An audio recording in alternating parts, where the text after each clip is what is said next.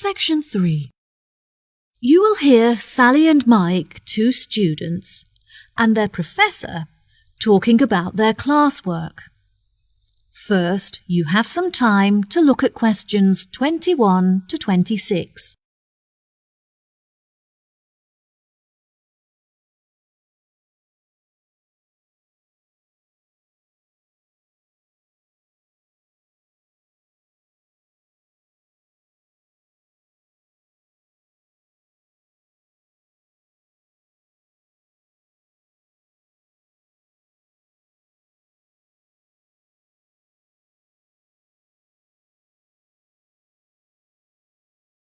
Now, listen carefully and answer questions 21 to 26. Hello, Sally and Mike. Hello, Professor. Welcome to the third meeting of our after-school club, where we discuss topics from the syllabus in order to help you to understand your classwork better. Now, I hope that you've read the notes I gave you last week on the ancient African traditions, as this will be the focus of our discussion today. Who can tell me how they were able to recognize different stars? Did they measure the distance between them? No, Sally, I'm afraid that's incorrect. Mike, do you know the answer? Historians used to think that the ancient Africans recognized stars by observing the manner in which they affected each other, but further research showed that they used the location of the stars in order to distinguish one from the other. Well done, Mike. Very good. Can either of you tell me anything about the Wayaka people? They have a lot of money, but do not trust banks to keep it safe. They believe that it's in their best interest to help themselves, not assist others. Instead, the tribe looks after their own finances and generate income from lending money to others in low-interest loans. What problems do the Africans suffer from? They used to suffer greatly from drought. However, they have now developed clever ways of overcoming it by moving to higher land. There are, however, far more predators in these mountainous areas, so it is vital that the Africans learn how to protect themselves in this new environment. Yes, that's right. Also, compared to more developed countries, the Africans are less concerned with their international status, which I find interesting. Very good. What else are the local people concerned with? Unlike other, poorer tribes, they have plenty of nourishing food, and they are able to afford vaccines that prevent them from catching diseases.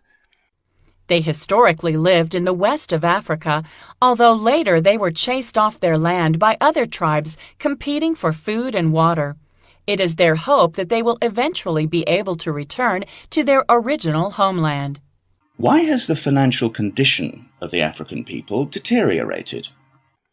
Despite their modern transportation system, they find it very difficult to trade because their tools are not sophisticated enough to mine minerals from the land. They have permission to engage in these commercial activities, so once they have the right tools, they will be able to develop a very large income from trade. Do you think that this new income will stop Africans suffering from starvation in the near future? Unfortunately, I don't think so. They should be able to start trading next year, but they will only have enough income to start growing sufficient food and crops to support the local people in the long-term future. Yes, that's correct. Before you hear the rest of the conversation, you have some time to look at questions 27 to 30.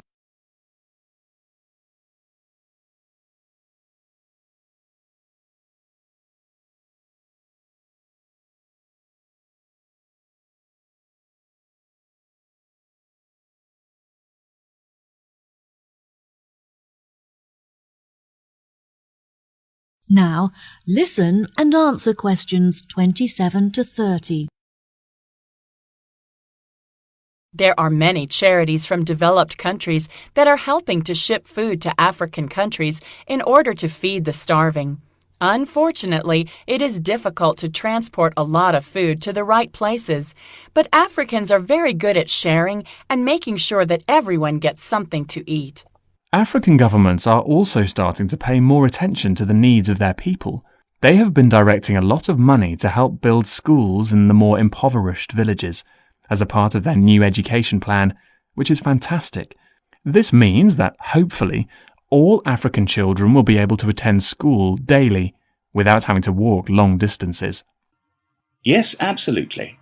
Do you remember any other information from your class notes? Historically, the tribes in Africa often used to migrate across the country in search of food and water. They would live in tents that were easy to dismantle and transport to other locations. That's true, but now they are being encouraged to settle down in one area so they can establish colonies and build facilities for themselves, such as houses and schools.